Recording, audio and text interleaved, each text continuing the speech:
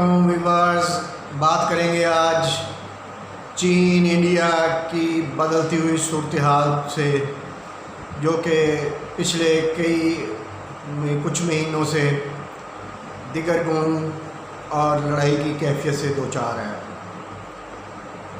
चीन के फ़ौजियों ने इंडिया की आर्मी के काफ़ी जवान मारे हैं और इसी तरह चीन ने इंडिया के लद्दाख के इलाके के बहुत बड़े हिस्से पर कंट्रोल हासिल कर लिया।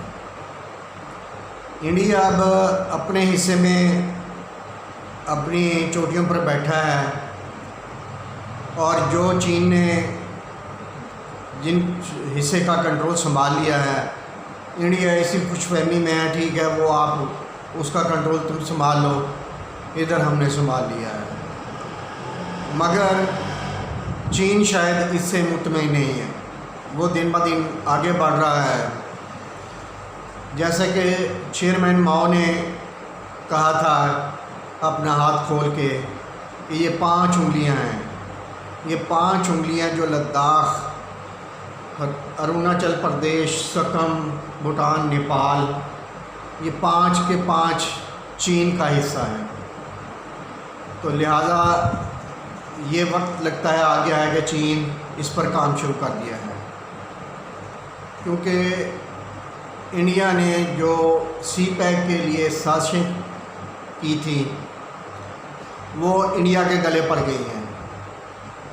अब चीन जो है वो आगे बढ़ चुका है।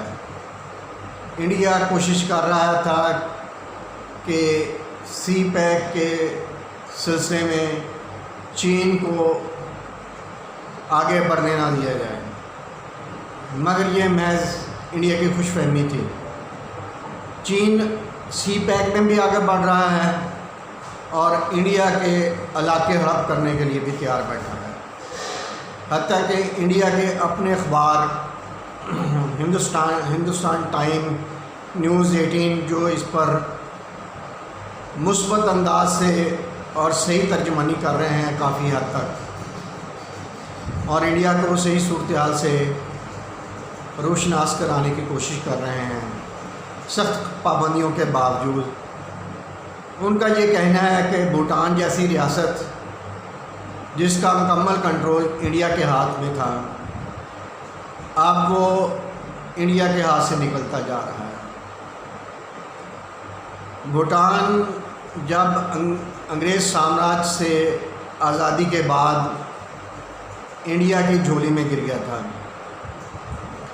इंडिया ने भूटान का सारा कंट्रोल संभाला हुआ था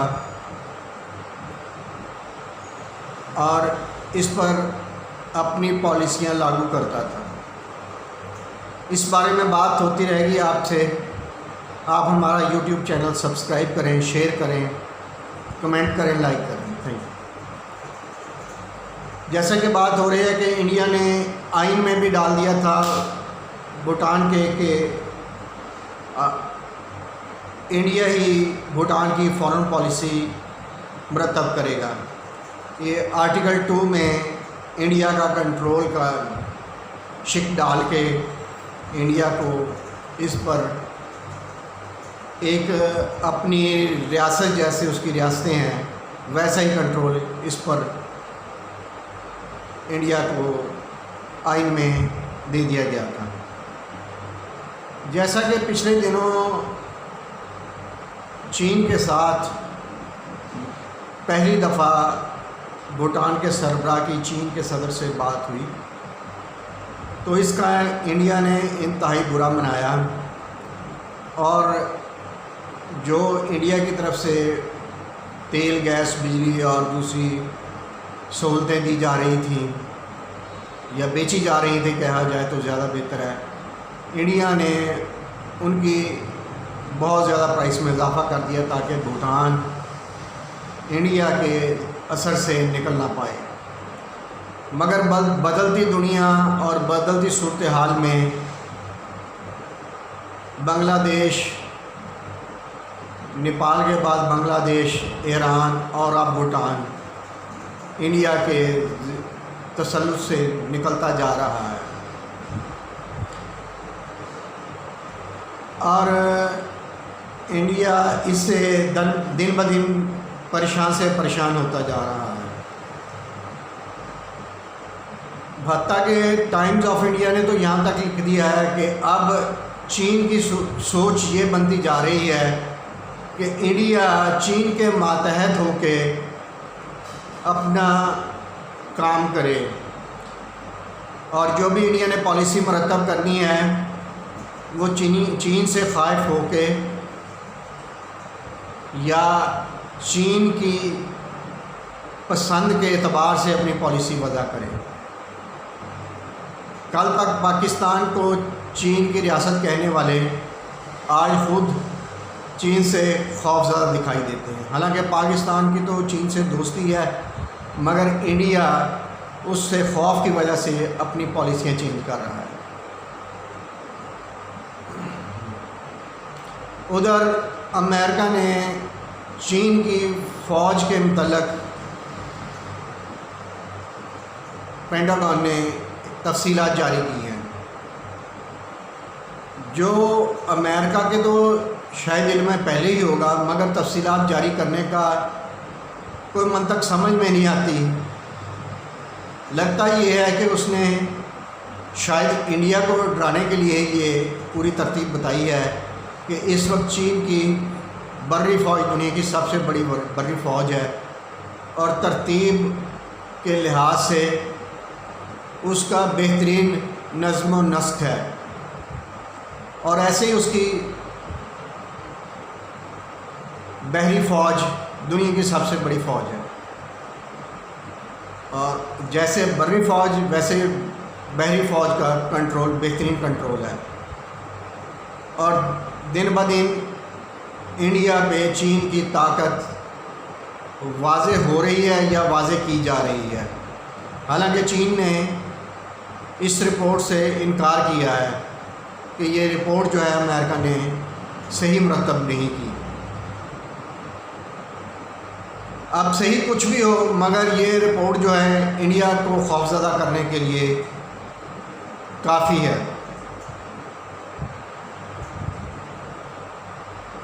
ये चीज़ें जो हैं इंडिया के लिए परेशानी का बायस तो है ही हैं, मगर इंडिया अपना गुस्सा जो है पाकिस्तान पर निकालने की कोशिश कर भी रहा है और करेगा भी। इसके साथ साथ थोड़ी सी बात करते चलें कि अमेरिका में नवंबर के पहले हफ्ते में इलेक्शन होने जा रहे हैं। इस सिलसिले में अमेरिका की रियासतों ने इलेक्शन के लिए अपनी अलहदा तरतीब बताई है, टाइमिंग बताई है। कुछ ने कोई टाइमिंग बताई है, कुछ ने मुख्तलिफ बताई है। अब हर रियासत में उसकी मर्ज़ी के मुताबिक पोलिंग का शेड्यूल तरतीब पाएगा और इस दफ़ा कुछ रियासतों में पोस्टल बैलेट के ज़रिए वोटिंग होगी और अमेरिका की तारीख़ की ये सबसे बड़ी पोस्टल बैलेटिंग होगी। अमेरिका कोशिश कर रहा है कि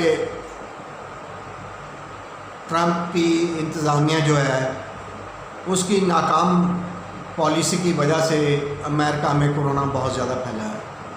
लिहाजा अगली टर्म के इलेक्शन के लिए जो बेहतरी नज़र आ रही है उस पर यही कोशिश हो रही है कि ज़्यादा से ज़्यादा अरब ममालिक जो हैं वो इसराइल को तस्लीम कर लें इलेक्शन से पहले, ताकि ट्रंप जो है इसका क्रेडिट अपने साथ लेकर इलेक्शन जीतने की कोशिश करें।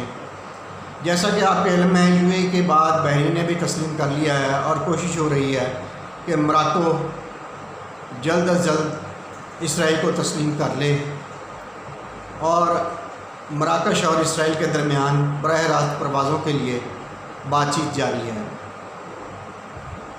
इन सब तरतीब और तफासील के मुतल्लक़ बात होती रहेगी कि आने वाले दिनों में चीन और इंडिया के क्या हालात होते हैं और अमेरिका के इलेक्शन की क्या सूरत हाल है और अफ़गानिस्तान के टॉक्स जो हैं अमेरिका माइक पॉम्पियो बहुत ज़्यादा पुरुमीद है कि अफ़गानिस्तान में अमन जो है वो अमेरिका के लिए बहुत बेहतर है। शायद अमेरिका इसका भी क्रेडिट जल्द से जल्द लेकर इलेक्शन में ट्रंप इंतज़ामिया की बर्तरी जो है उसका इजहार करना चाह रहा है और इसी का क्रेडिट लेके अगली टर्म के लिए इलेक्शन में कामयाबी चाहता है। मगर ये टॉक्स जो हैं फ़िलहाल तज़ब्ज़ुब का शिकार हैं और आगे बढ़ नहीं रही। देखते हैं आने वाले दिनों में इस पर और क्या बात होती है। शुक्रिया।